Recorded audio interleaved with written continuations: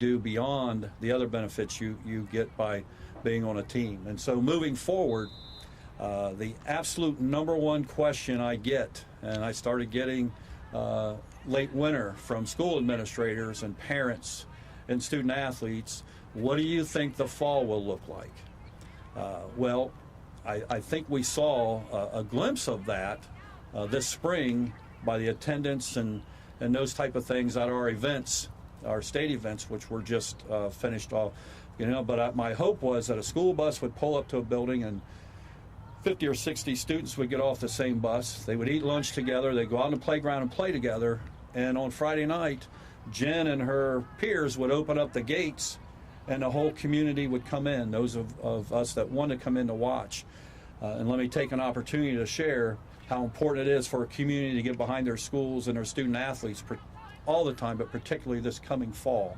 And so encourage our community members to get out to the events. But we kind of hold that right now. We hold that key to that success of our fall right now. And the governor said it so well. It's more than just athletics. It's fine arts, it's math class, it's everything associated with the school. And we know, and we talk a lot about this. We're an athletic organization, but we also know the importance of marching band and choir and those type of things that give kids a sense of belonging and teach them teamwork and those type of things. And so I encourage everybody to take that next step and do what the governor is asking and provided for us, and take that next step and get that vaccination that will keep everybody safe. And we can go back to a football sideline where kids aren't 10 feet apart and let them jump on each other and share that, and let them get in a car and go spend a weekend at somebody's house and all those type of things. And so just have an appreciation for the governor's leadership this past year, and allowing us to allow our student athletes to have their opportunities, and so just appreciate that and thank you very much. Yeah. Thank you very much. Let me now introduce the Ohio Department of Health Chief Medical Officer Bruce Vanderhoff. Bruce.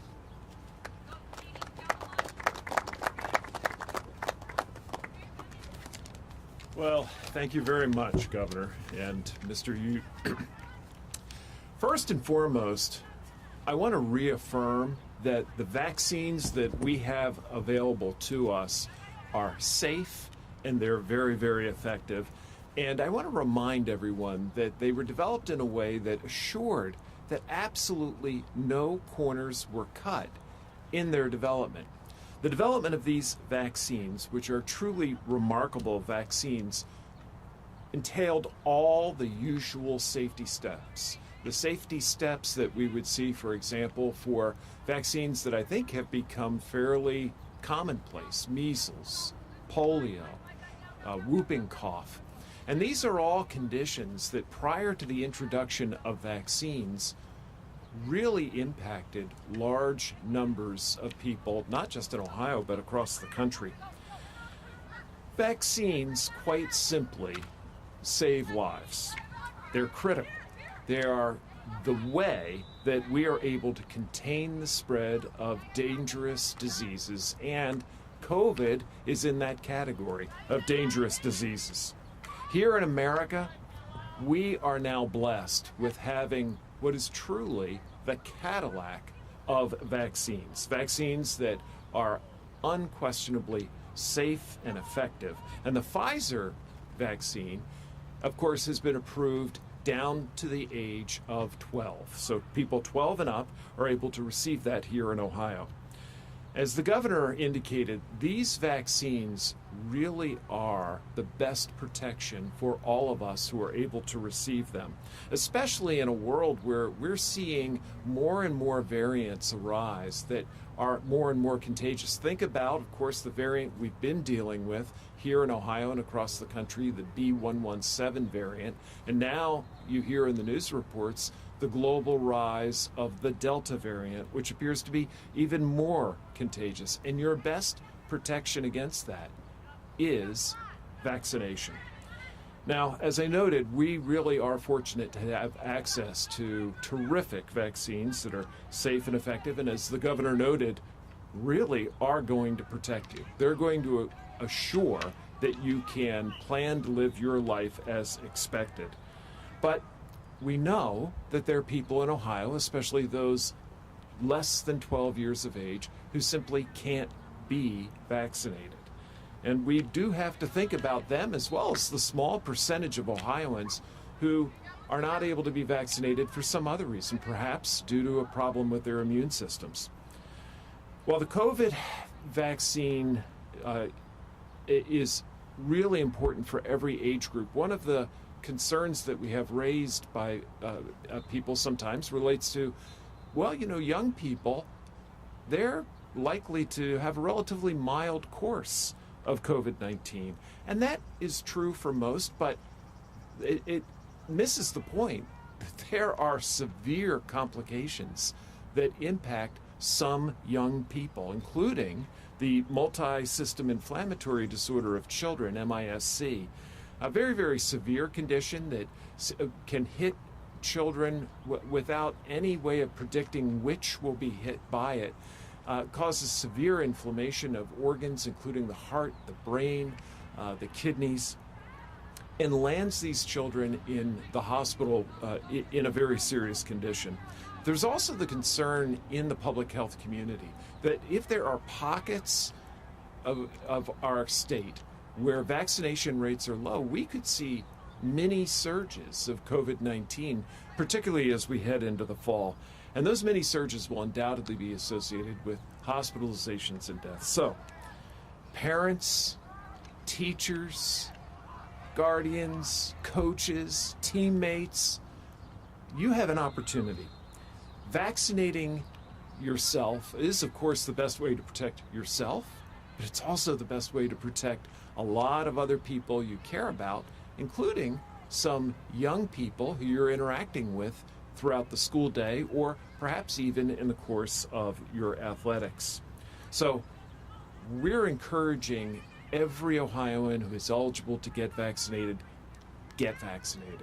Not just because it's the important step to assure that as we head into the fall, we're going to have the band season, the sports seasons, be able to plan on having a school play, but also because you will be protecting many of the younger students who right now are not able to be vaccinated from this illness, as well as vulnerable people in your community. So, Governor, I'll turn it back to you. Thank you very much. Doctor, thank you very much.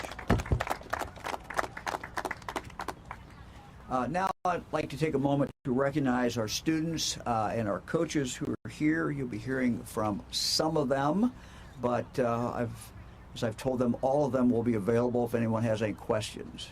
So let me start.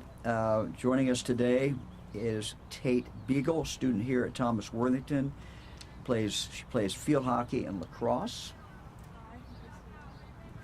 Good. Also from Thomas Worthington is Aaron Lees, who runs cross country and track. You want to stand up? Let's see you. Come on. Thank you. Thank you very much. Bishop Watterson High School, we have Molly Griffith. She plays field hockey. Molly. We also have Christian Bird, a basketball player from Independence High School here in Columbus. Next is Caden Saunders, joining us from Westerville South High School. He plays football. And Cameron Kist is from New Albany High School. He plays soccer. Appreciate all of them joining us. And we have a few more from Pickerington Central. We have J.J. Burroy.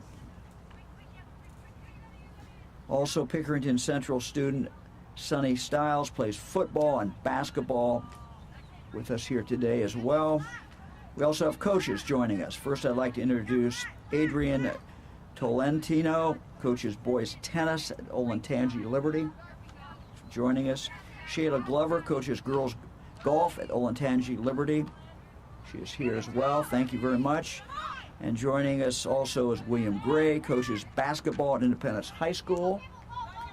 And Jay Sherritt, coaches football at Pickerington Central. Finally, let me introduce Bill Darling. Full disclosure, he's also our son-in-law, father of 6 of our grandchildren. More importantly, longtime coach of cross country and track here at Thomas Worthington. During the pandemic, as you can imagine, I heard firsthand from him some of the challenges faced by coaches and faced by athletes. Bill?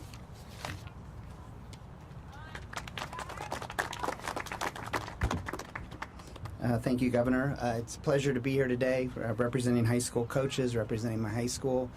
As I said, I'm the son-in-law of the governor, and so I coach cross country and track here for the boys at Thomas. At the start of the fall season, we let them know, the kids that came out for cross country, that based upon my family relations, that if they were expecting a coach that wasn't going to follow the Ohio health protocols, they probably needed to find a different sport, because that wasn't an option for them. But the first thing that we noticed in the fall was that we had about a 40% reduction in the number of kids that came out for cross country. We normally have over 50 kids on the team. We had somewhere in the neighborhood of about 32. And that was a sad moment for me. We believe in our sports. We believe in our program and the lessons and the values that it teaches. And we feel that we help them prepare for the challenges that life is going to throw at them. And to have, approximately 40% of those kids just decide not to participate and miss out on that experience was discouraging for us. They had numerous reasons. Some of them were afraid to get COVID. Some of them were afraid, obviously, of passing it on to a loved one, a family member. And some of them just thought it didn't sound like a lot of fun, worrying about getting sick and worrying about disease when you're trying to participate in a sport. And to a certain extent, that was true. It was a stressful season in the fall, having the cloud of COVID over your team, worrying about public health, worrying about the people in your communities, people with disabilities, the elderly. Are we doing everything we can to make sure that people are staying healthy? And it's just not usually part of an external focus like that, part of sports. It was a different season. We were grateful for the season, but we had, we weren't able to have a camp like we normally do. We weren't able to have an overnight or team dinners, a lot of the things that build the culture of a team. And all of our meets were different. We had much smaller meets down here on the flats at Thomas Worthington. We had dual meets and tri-meets, where normally we would go to big pageantry-filled cross-country meets with 300 or 400 kids going to the line, and kind of a thundering herd going through the forest. And those are exciting times, and it was just much smaller and kind of hurried, and everyone was kind of worried about the challenge that faced us. The spring, though, I would say the spring was much better. When we started coaching track, the vaccine had arrived, and we were excited to get outside around the 1st of March and start coaching track out here. And instead of the numbers getting worse every week, the numbers were starting to get better, and the amount of people that were getting sick was falling, and the hospitalizations were falling, and a lot of that was just due to the vaccine. I remember the first kid that we had, he took part in one of the trials. He was the first kid I had to have a vaccine. We were excited to even have one kid who had just started down that path. And every week, as opposed to cross country, every week in track, it just got better. I mean, the weather was getting warmer, the numbers were going down, the percentages of Ohioans that were vaccinated was going up. And it was so wonderful that at some point you just realize I'm focusing a whole lot more on track and field. I'm focusing on my 4x100 meter relay handoffs than I am on all the protocols that we were asked to follow. And so by the end of the track season, it was just such a different culture and atmosphere to it. It was almost normal. Being a track coach in a pandemic. But late in the season, we did have, out of the blue, one kid who came to me and said he had tested positive for COVID. He was a freshman who wasn't at that time eligible for a vaccine, and it just a reminder that it was still around, and his season was ended by that. He was having a great season, and it was just kind of a stark reminder that there are still challenges that we face. So I'm looking forward to this summer and this fall, but we do want to encourage everyone, especially the high school kids that are now eligible, to make sure that you do get vaccinated, and that you give your team every chance to have a successful season. We want all the numbers to come back up. We want to have a full complement of kids that are out participating in these wonderful high school programs that we have here in the state of Ohio. So that is my message for the high school kids out there, and to coaches to encourage their kids to make sure that everyone go out and get a vaccination, and so for the overall public health and for the ability to have a wonderful season. So thank you, Governor, for this opportunity. I now have the honor of introducing our next guest from one of our rival high schools, Shayla Glover. She coaches golf at Olentangy Liberty High School. Coach Glover.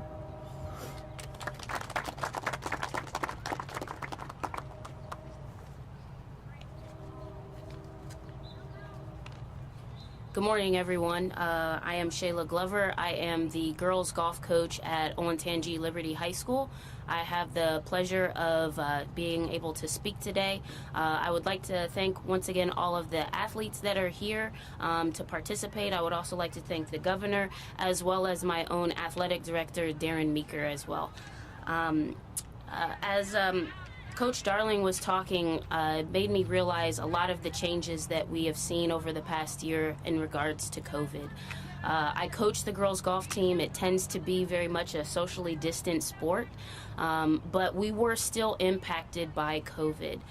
We were unable to have our usual team picnic at the beginning of the school year, at the beginning of the season, to get together and get to know one another on our team.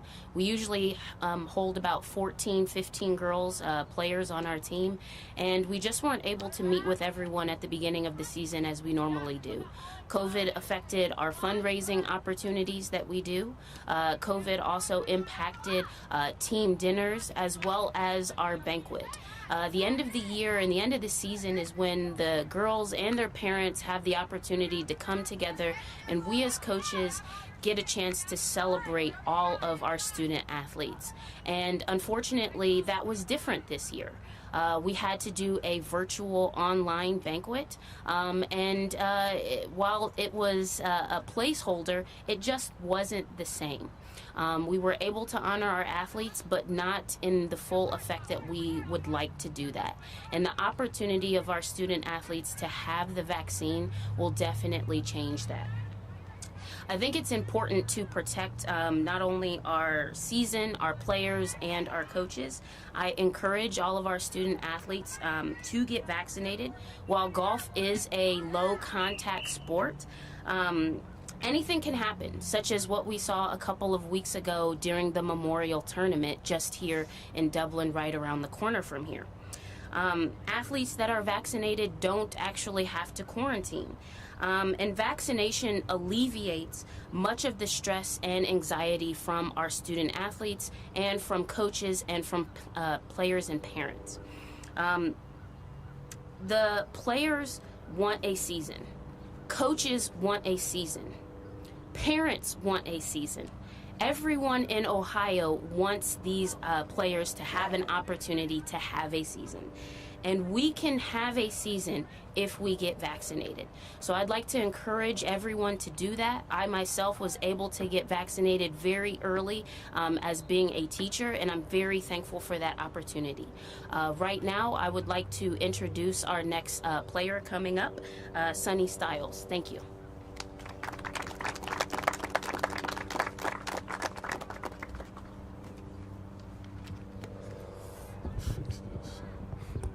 I want to say thank you for the opportunity to be here today. I'm Sunny Stiles. I play football and basketball at Pickerington Central. I am an upcoming junior. And for me, getting the vaccination was a no-brainer because I remember last year during our football season, it was always a worry about testing positive or contact tracing. You know, you don't want to be that guy that would end your teammate's season. So it was always a big worry for me.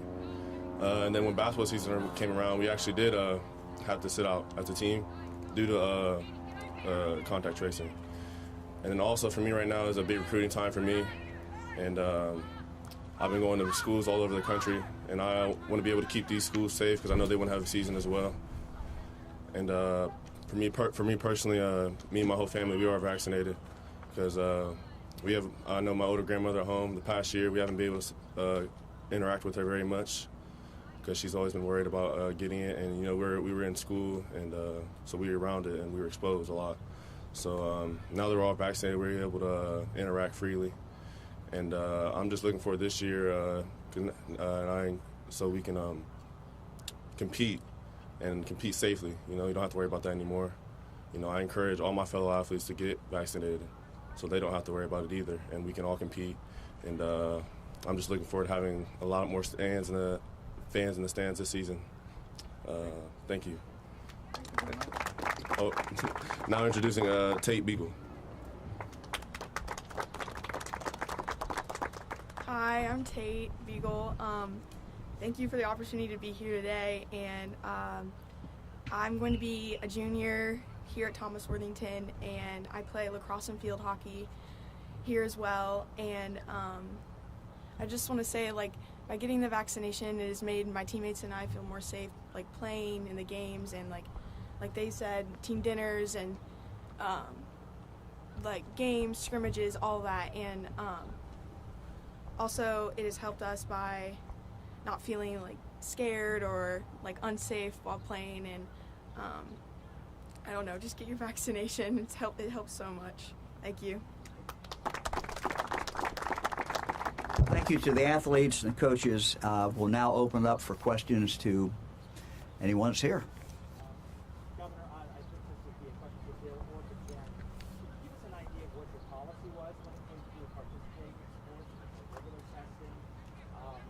What did happen if a player came down with COVID?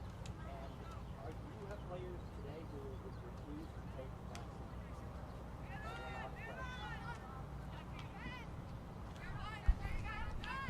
Well, I don't know of any player we had that refused to take a vaccine. We had a lot of players in the fall who had friends that tested positive, and they voluntarily quarantined.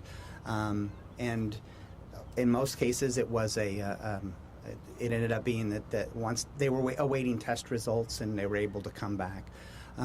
We just followed the rules and the protocols that were set forth by the Columbus Health Department. And so, we explained to the kids that these are the rules, and we're going to follow them, and there will be no exceptions. And if we were operating under the perception that the season could end. If too many of our kids get COVID, that's going to be the end of the season, and that's why we needed to do everything we could. One of the things we stressed to them, and I think a lot of coaches stressed to their teams, was that we're not following the protocols so that we can have a season.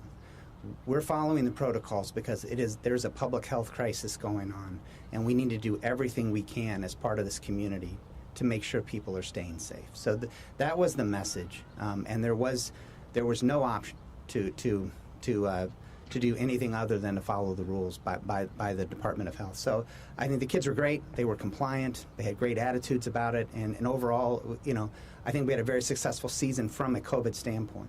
So I have no problem. I'm very, very complimentary of the kids and the attitude they had during the season. I think that at the point in cross country, there wasn't a lot of testing available. But if I'd have Jen probably speak on what the protocols more were, but whatever the rules were at that time, and they changed throughout the course of the year, we followed those rules. So. I think the only thing I would add to that is that as school districts, our relationship with our local health departments became extremely critical. So we have lots of schools here from the OCC who were working with different local health departments. We were not regularly testing athletes, but we were doing daily symptom checks. So that became critical.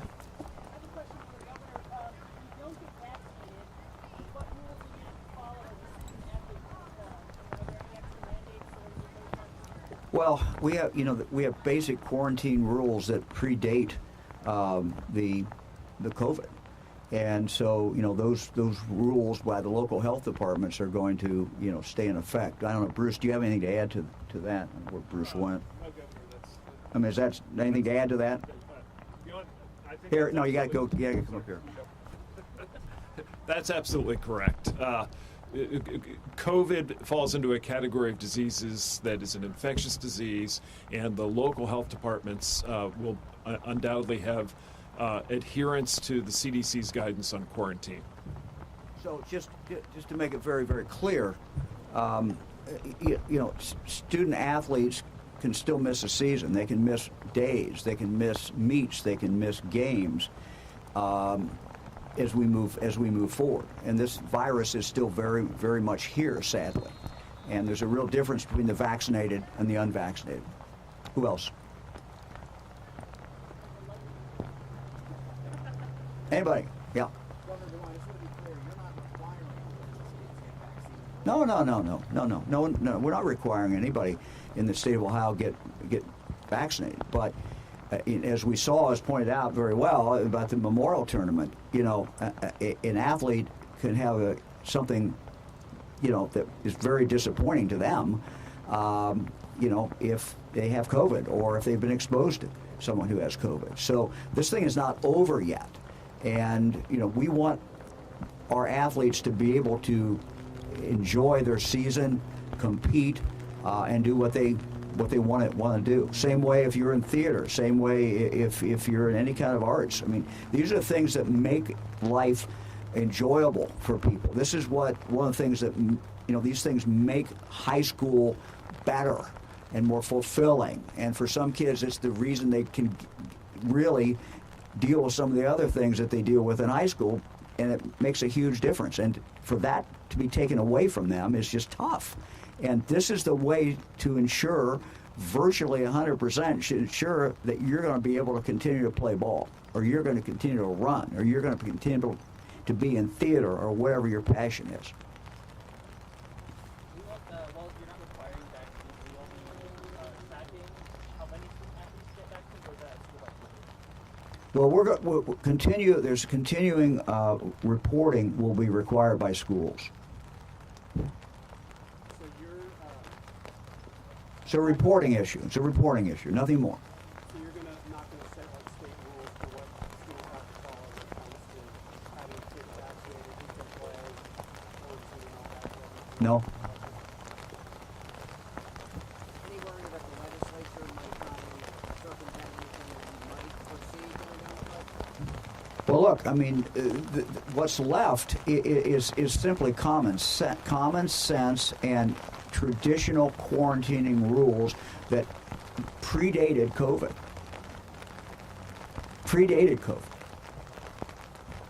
And,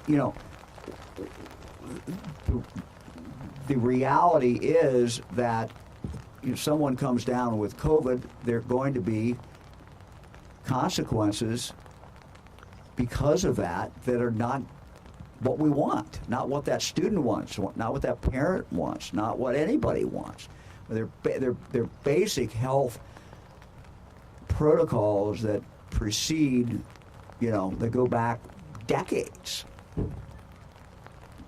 So no, I'm not concerned that they're going to do something.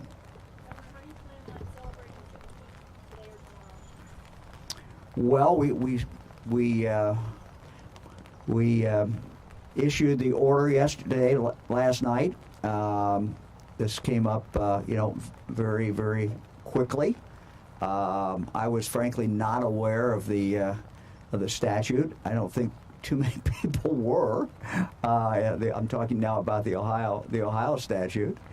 We looked at the statute. The statute's clear, and so as soon as the federal government, as soon as the president actually, it's triggered by the president, not by Congress. Our statute is. As soon as the president made the statements he made, that triggers it, and immediately at that point we had Juneteenth as a celebration. The statute also says that the governor can trigger that as well. I did that as well. As the day progressed, and we started before I was fully aware of what the statute said, my intention was yesterday to endorse the bill that was pending in the legislature, and I assumed at that point that we couldn't have a paid holiday unless the legislature took action. After we looked at the statute, it was abundantly clear that was not true. So look, I think it's important. It's appropriate. this was the first, even though it originated in Texas, it has gone across the country. It was really the first major observance of the end of slavery, tied to a historic event. It is a reminder for all of us of the tragedy of slavery, and it is something that is part of our history. It is something that we should understand as we look at this, and as our young people study this. One of the things that we have seen more in our schools is, from when I was growing up, for example, is teachers pointing out original sources, looking at writing of former slaves from the point of view of what they saw, what they experienced. All of those are positive things. The occasion of celebrating Juneteenth, it gives us the opportunity to look at those things. If we don't every other day, we certainly should. Gives us the opportunity to really focus on it during that period of time. Anybody else? For the Vax-a-Million, that deadline's coming up pretty soon. It is. The Vax-a-Million deadline is coming up, yes. Yes, it is. Just seeing how this has played out, how successful do you think that drawing and program has been? Yeah, I think it's been very successful. The first week or two were just great. What we achieved in the first several weeks made it all worthwhile. Those numbers were phenomenal. First week was just absolutely astounding. We're going down. We completely reversed that. We're going up. The second week was good. The weeks after that have not been as spectacular, certainly at all. But I think we achieved in those first couple of weeks exactly what we wanted to do. And that is two things: get more people to take the vaccination, but also move people up. People who might have gotten a month, might have gotten 2 months, getting it now plays in, and is very, very important as we drive the virus down. What concerns do you have, though, that the state of Ohio is still significantly trailing? Yeah, I certainly am concerned about it. I mean, Ohio, I had a conversation yesterday with, as I do periodically, with the governor of Indiana, governor of Kentucky. We were comparing notes. What can we do? It is a continuous examination that we're doing in the governor's office and in the Department of Health. What else can we do to encourage more people to get vaccination? I wrote, had a conversation with our team this morning. I'm going to have another one later today. There's not a day goes by that we're not focused on this. The president has set a goal of 70%. We think that's a good goal. We're certainly not going to be at that point by July 4th, but we have some amazing people in our local health departments, our pharmacies, our hospitals, our public health clinics who are working at this every single day. We continue to do it. So we are not done. You will see some more initiatives from us. We will be announcing some things next week, and the week after, and the week after. So we're still very, very focused on this, because we know that our ability to, these athletes to have a season, the ability of us to get back to school normally, not have flare-ups, depends on our vaccination rate. We are deeply concerned about the vaccination rates in some of our counties. While people move around a lot, having vaccination rates exceedingly low in some of our counties is dangerous for that county. It threatens their ability to have school without interruptions. I mean, we're not going to stop them from having school, but the natural consequence of the spread of the virus. So yeah, we're concerned. We're optimistic overall about where we are, but we certainly have pockets around the state where the vaccination rate is exceedingly low, and that is of grave concern. Thank you. Yeah, go ahead. I was going to say, is there anything at this point you can do to convince some of these people who are kind of dragging their feet or going? Yeah, I mean, we'll have more announcements. We'll have more things coming. I mean, look, we're not gonna stop. This Vax-a-Million has been extremely successful, and my last pitch, I guess, everyone has the opportunity to get vaccinated and sign up for the Vax-a-Million.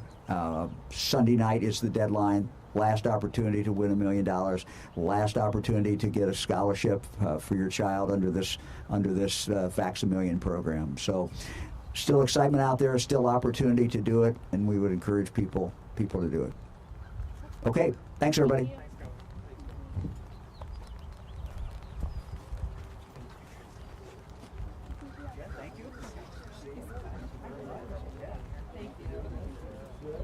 This is the metaphor of being an athletic director.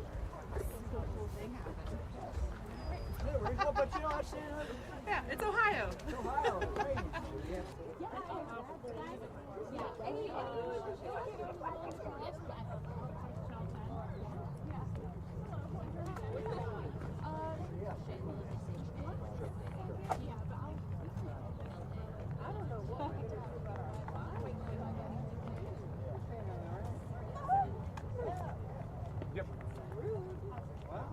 So Bruce, what's the story on the hotel? You want to go somewhere where it's not ready? Whatever you guys want. It's up to you. I feel like there's any place that's not ready. That little covered area over there. We can try it. Right there. But then we got to